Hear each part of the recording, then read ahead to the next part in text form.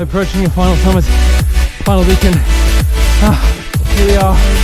Woo! Cheers for the day.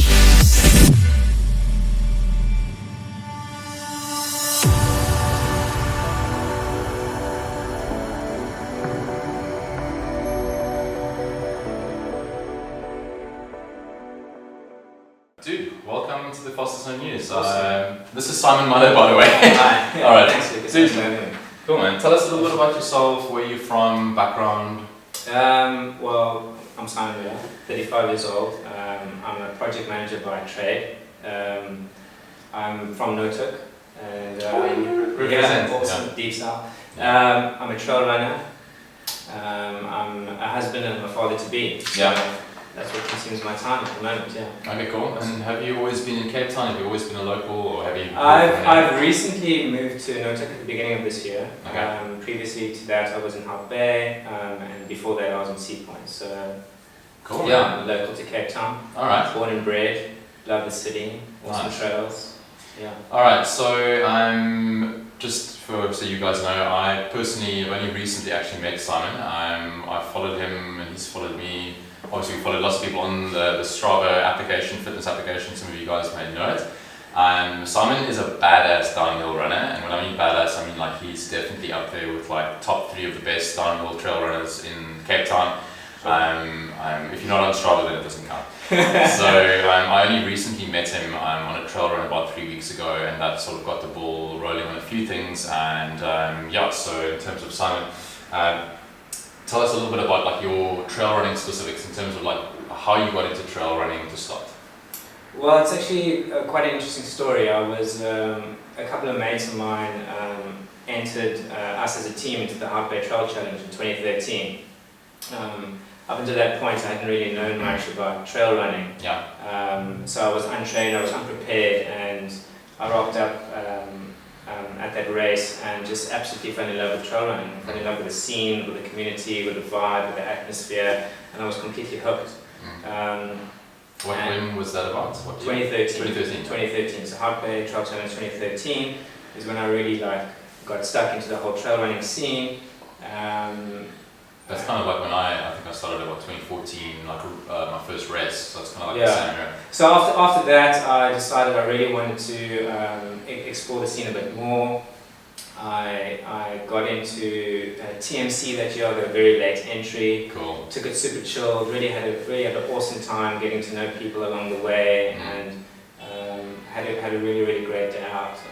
Okay. I really decided then that This is something different. this is something I want to do. I want to give it my all. I want to put my intention behind it, and I really gave it horns for 2014. Nice, man. Yeah. So tell me about like your particular style with trail running when it comes to like what you go out and do in a 9 to 5, Monday to Friday. Like, what are your favorite trails in Cape Town to run first and foremost, and then secondly, what is your obsession or your style when it comes to downhill running, trail running? Having lived in Sea Point for 6 to 7 years, and that was kind of halfway through that stay in Sea Point is where I discovered trail running. I fell in love with Lion's Head, running Signal Hill, running up and down Lion's Head, and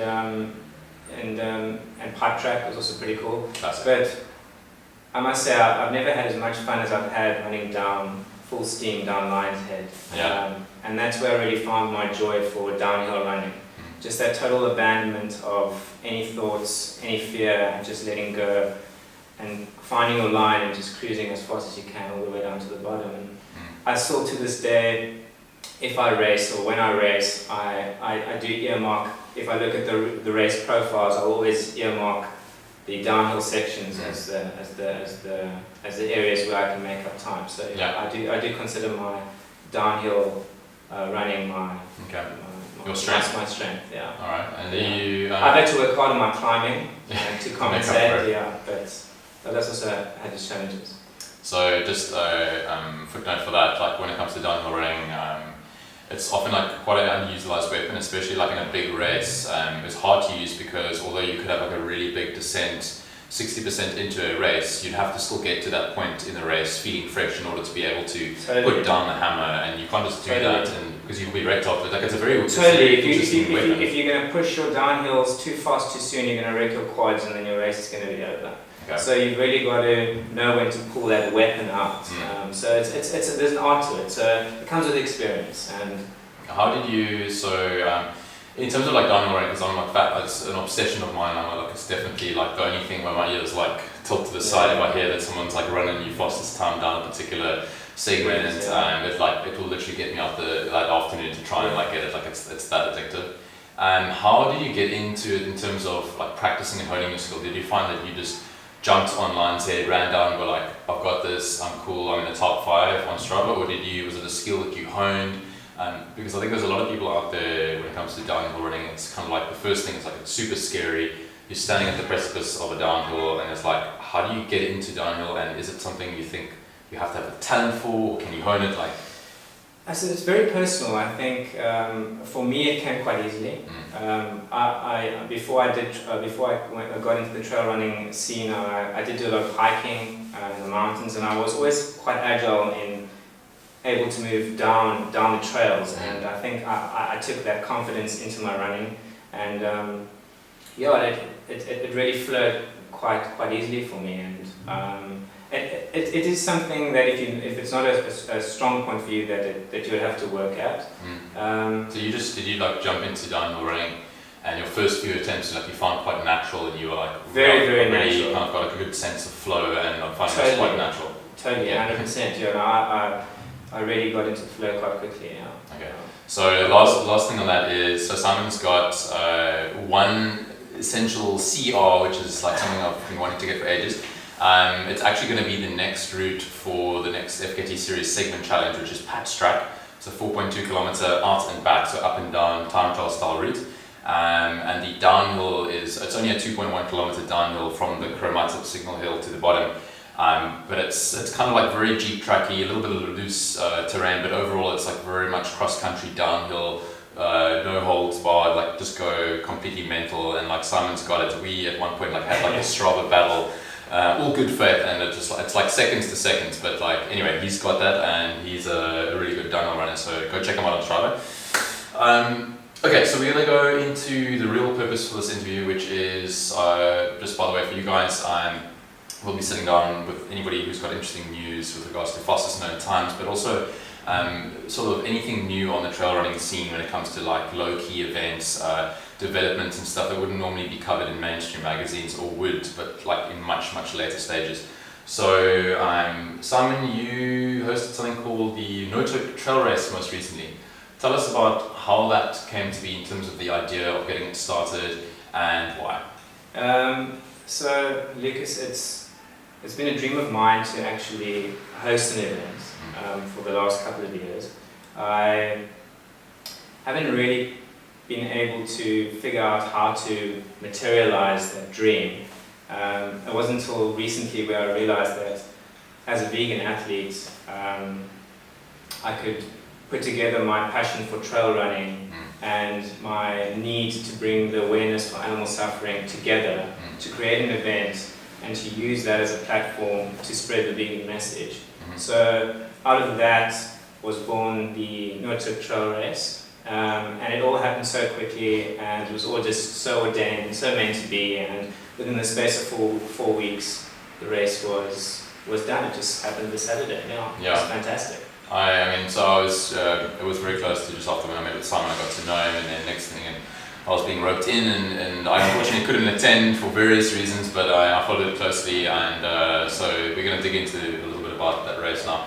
I think it's very cool, and I just once again for you guys, we've got it's kind of like touches on a topic called like micro races or micro events, which with regards to Strava and segments and sort of going out there and just putting in a training run on a particular route and calling it a fastest time and challenging others to try and run faster than you.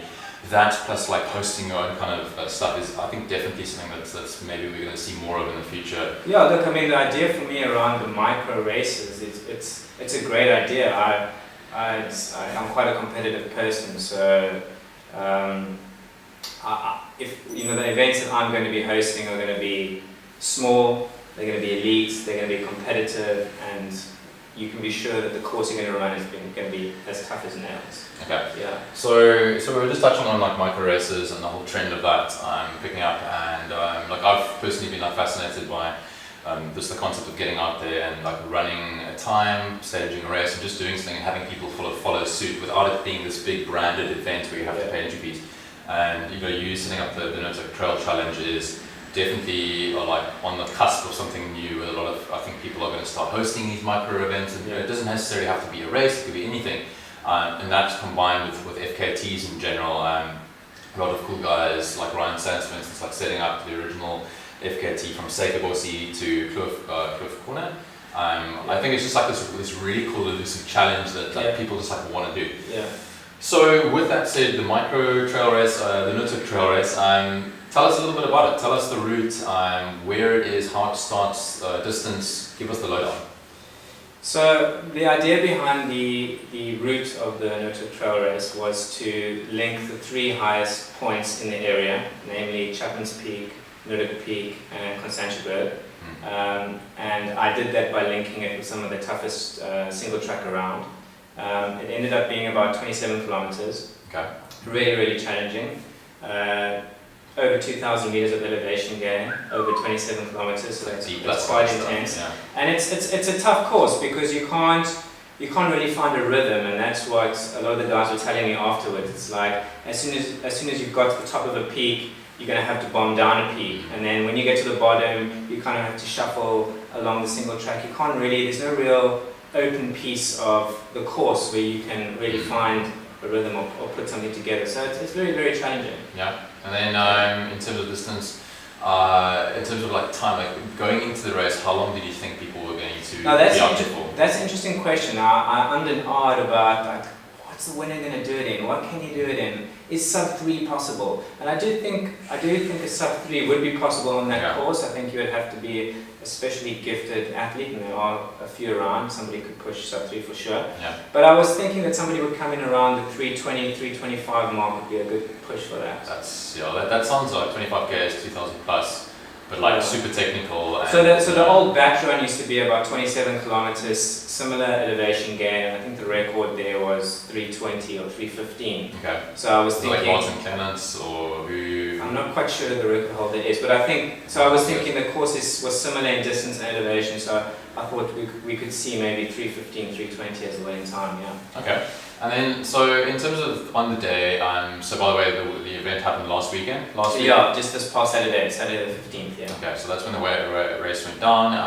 There were a total of how many people? There were 12 guys. Okay, so 12 guys, so Simon hand-selected or hand-picked a small crop of like elite trail runners that he thought fitted the route and what he wanted to do, and also to share this experience with people who he wanted to meet, and I thought that was a really cool element.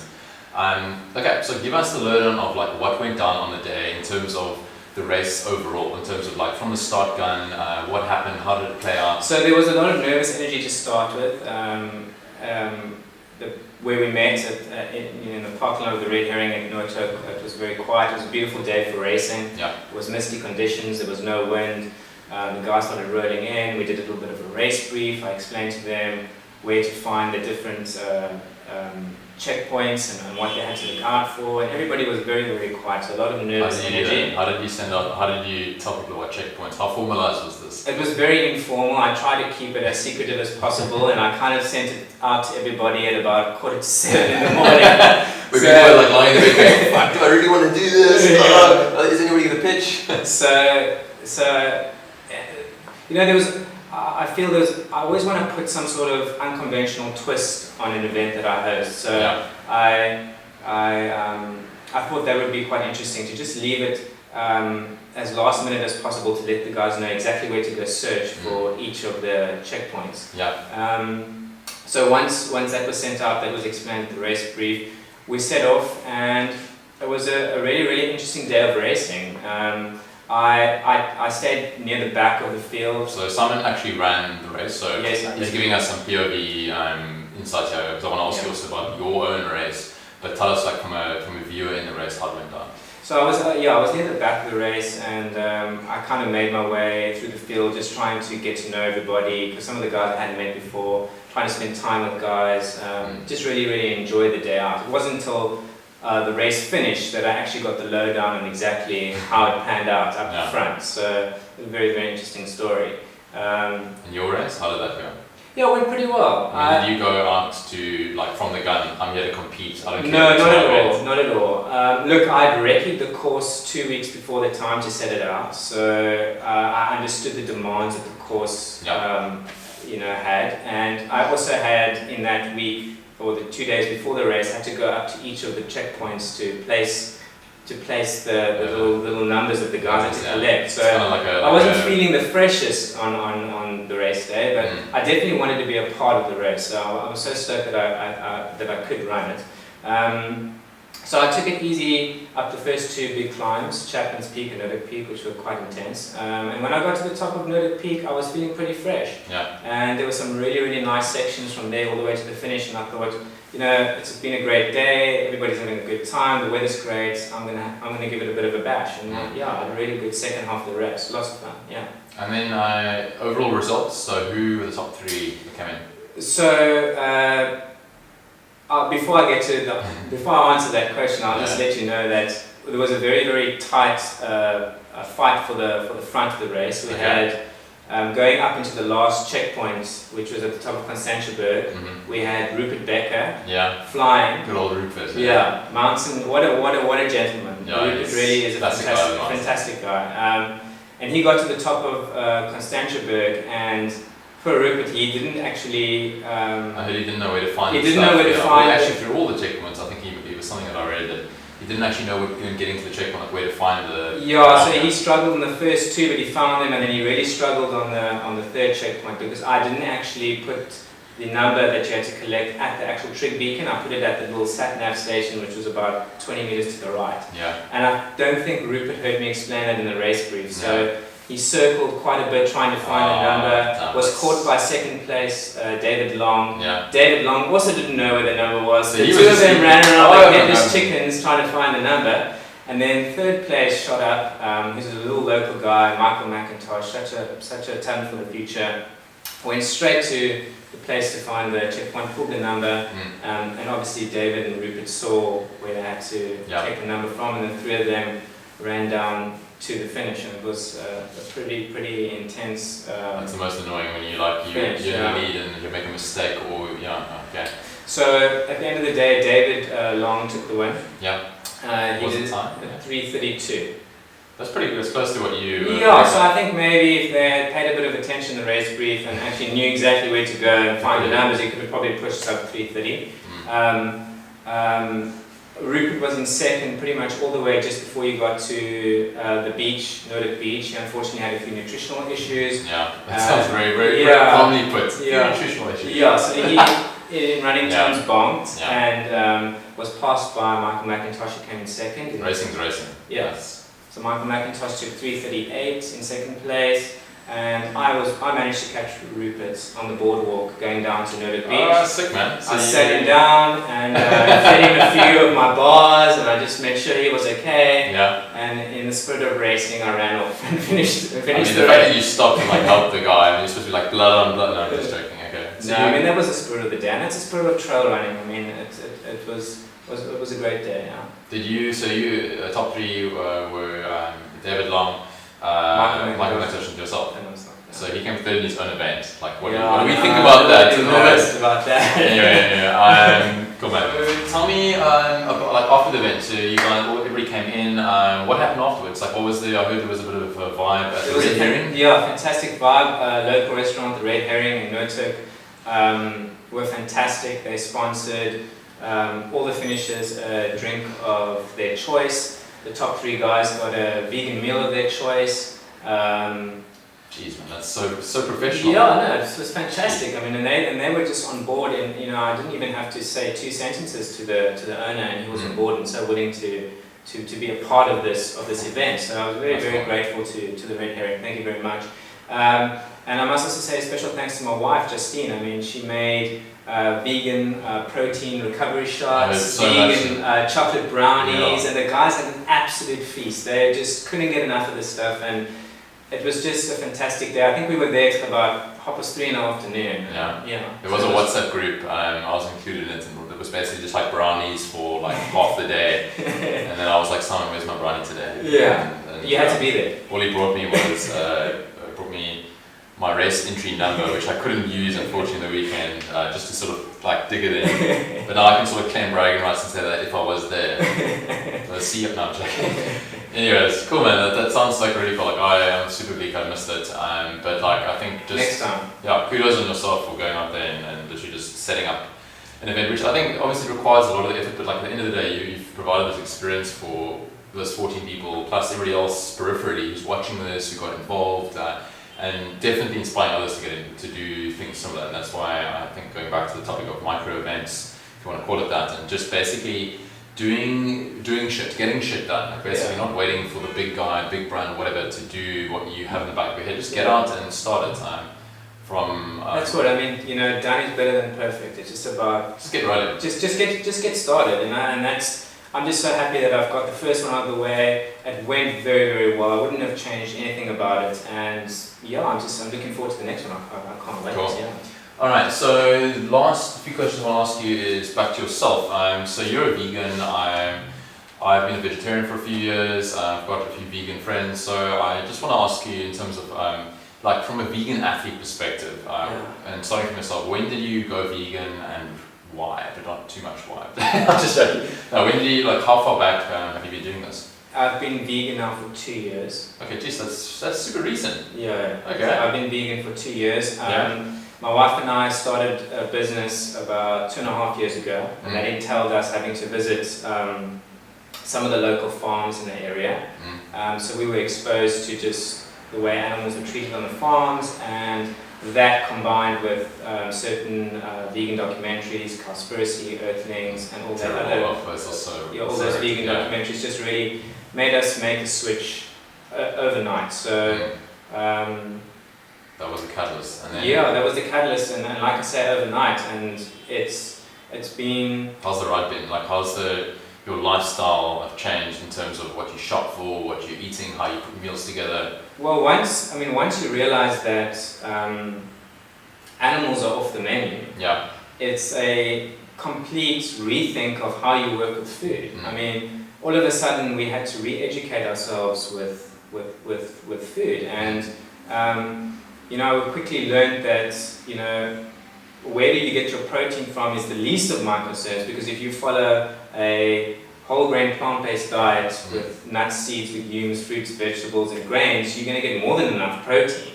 But what was really, really illuminating for me was how important it is to keep your gut healthy, eating probiotic rich food, how to keep inflammation down by keeping your diet alkaline, and how to eat as organic as possible, because you want to lower your toxic load, so your body has to work a lot less. Speaking of alcohol, I'm going to have some coffee.